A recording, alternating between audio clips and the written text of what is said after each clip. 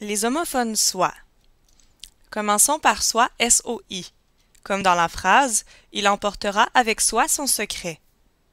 Ici, soit, c'est un pronom personnel. Comme moyen de le retenir, on peut remplacer soit SOI par soi-même. Et ça donne il emportera avec soi-même ou lui-même son secret.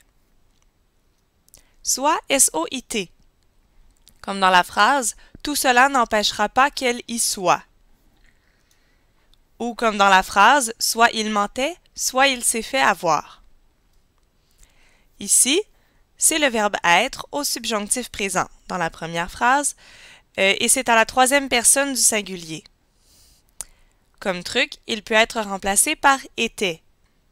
Comme dans la phrase, tout cela n'empêchera pas qu'elle y était.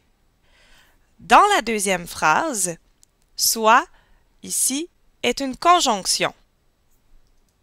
Il signifie une alternative, c'est pour ça qu'on en a deux. Soit il mentait, soit il s'est fait avoir. Il peut également être remplacé par c'est-à-dire. Soit SOIS, comme dans la phrase « Je te rejoins où que tu sois ». Ou comme dans la phrase « Sois bien sage ». Dans les deux cas, c'est le verbe être. Dans la première phrase, il est au subjonctif présent à la première ou à la deuxième personne du singulier. Dans notre exemple, c'est à la deuxième personne du singulier. Ou, comme dans notre deuxième phrase, à l'impératif présent, ici à la deuxième personne du singulier. Au subjonctif, on peut le remplacer par « était », toujours à la première ou à la deuxième personne du singulier. Ça donne « Je te rejoins où que tu étais ». Je sais que le sens de la phrase est un peu étrange, mais ça fonctionne quand même. Soit SOIENT, comme dans la phrase « Il faut qu'elle soit présente ». C'est encore une fois le verbe être au subjonctif présent, mais cette fois-ci, c'est conjugué à la troisième personne du pluriel.